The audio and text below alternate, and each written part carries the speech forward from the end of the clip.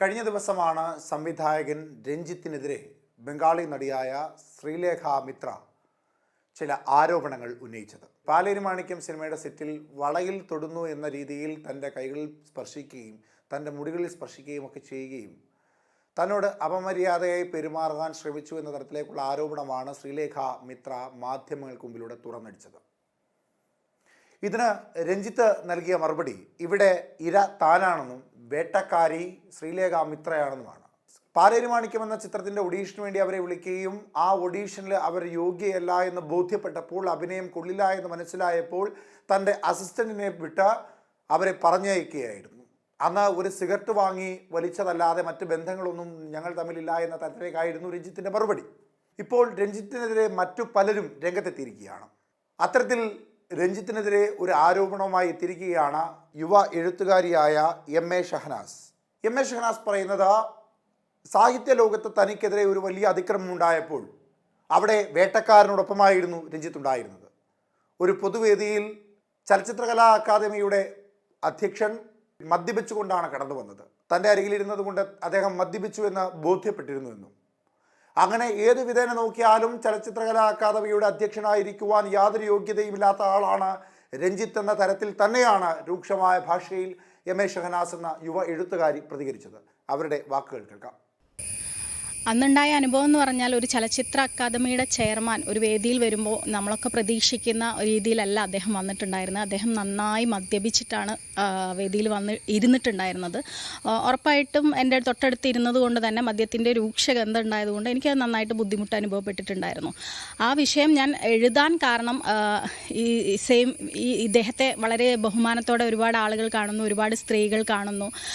Cinema മേഖലയിലുള്ള അതിജീവിതയെ അദ്ദേഹം ചലച്ചിത്ര അക്കാദമി ചെയർമാൻ ആയതിനു ശേഷം വേദിയിൽ കൊണ്ടുവരുന്നു. അപ്പോൾ ഞാനടക്കമുള്ള സ്ത്രീകൾ അദ്ദേഹത്തെ ബഹുമാനിച്ചിരുന്നു. അതിനുശേഷമാണ് ഇദ്ദേഹം വേട്ടക്കാർക്കൊപ്പം നിൽക്കുന്ന രീതി മനസ്സിലായിട്ടുള്ളത്. ഞാനും ഈ ഒരു മേഖലയിൽ എനിക്കുണ്ടായ സാഹിത്യ മേഖലയിലുണ്ടായ അനുഭവം പറഞ്ഞ് പ്രതികരിച്ച് മുന്നോട്ട് പോകുന്ന ഒരു വ്യക്തിയാണ്. അപ്പോൾ അത്തരത്തിൽ ആ പ്രതിയെ തന്നെ പല രീതിയിൽ പ്രോത്സാഹിപ്പിക്കുകയും സപ്പോർട്ട് ചെയ്യുകയും ചലച്ചിത്ര അക്കാദമിയുടെ വേദിയിൽ കൊണ്ടുവരികയും ചെയ്തിട്ടുള്ള ആളാണ് ചലച്ചിത്ര അക്കാദമി ചെയർമാൻ. ഞാൻ അടക്കമുള്ള സ്ത്രീകൾക്ക് അപമാനകരമാകുന്ന രീതിയിൽ, കാരണം ഒരു സ്ത്രീ എന്തെങ്കിലും പ്രശ്നം ഉണ്ടെങ്കിൽ പറയണമെങ്കിൽ പോലും ഇത്തരത്തിലുള്ള ആളുകളെ സപ്പോർട്ട് ചെയ്യാൻ പണവും അധികാരവുമുള്ള ആളുകളുണ്ട് എന്ന് തെളിയിച്ച ഒരാൾ കൂടിയാണ് ചലച്ചിത്ര അക്കാദമി ചെയർമാൻ. ഇന്നലെ തൊട്ടിട്ട് അദ്ദേഹത്തിനെതിരെ വരുന്ന, അല്ലെങ്കിൽ അദ്ദേഹത്തിനാൽ ചൂഷണം ചെയ്യപ്പെട്ട ഒരു സ്ത്രീ തുറന്ന് സംസാരിക്കുകയുണ്ടായി. പേരെടുത്ത് പറഞ്ഞിട്ടാണ് സംസാരിക്കുന്നത്.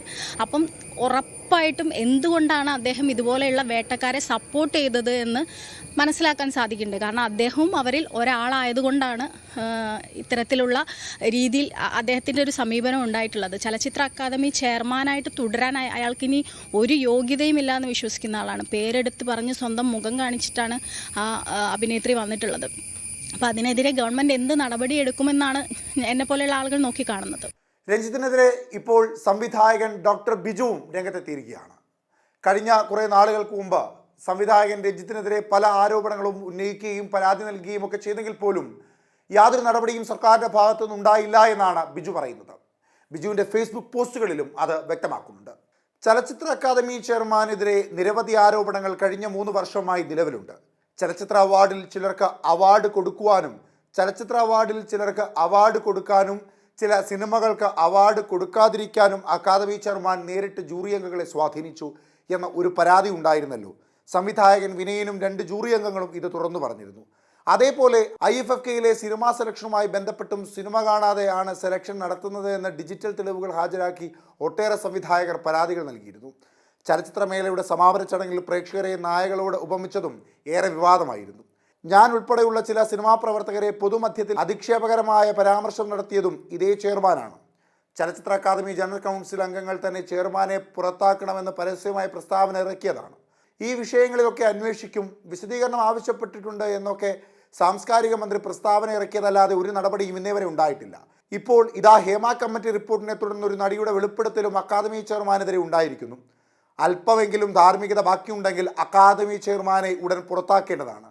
ഉത്തരവാദിത്തപ്പെട്ട സ്ഥാനത്തിലിരിക്കുന്ന ഒരാളെ പറ്റി പരസ്യമായ ഒരു ലൈംഗിക ആരോപണം ഉയർന്നു വരുന്നത് നിസാരമായി കണക്കാക്കാൻ സാധിക്കില്ല. സാംസ്കാരിക മന്ത്രിക്ക് ഇദ്ദേഹം ഇതിഹാസമൊക്കെയായി തോന്നാം, അത് അദ്ദേഹത്തിൻ്റെ സ്വാതന്ത്ര്യം. പക്ഷേ സ്ത്രീകളോട് അപമര്യാദയായി പെരുമാറിയെന്ന് അനുഭവസ്ഥ തന്നെ വെളിപ്പെടുത്തിയ ഘട്ടത്തിൽ ഒരു നിമിഷം പോലും അക്കാദമി ചെയർമാൻ സ്ഥാനത്ത് തുടരാൻ ശ്രീ രഞ്ജിത്ത് അർഹനല്ല.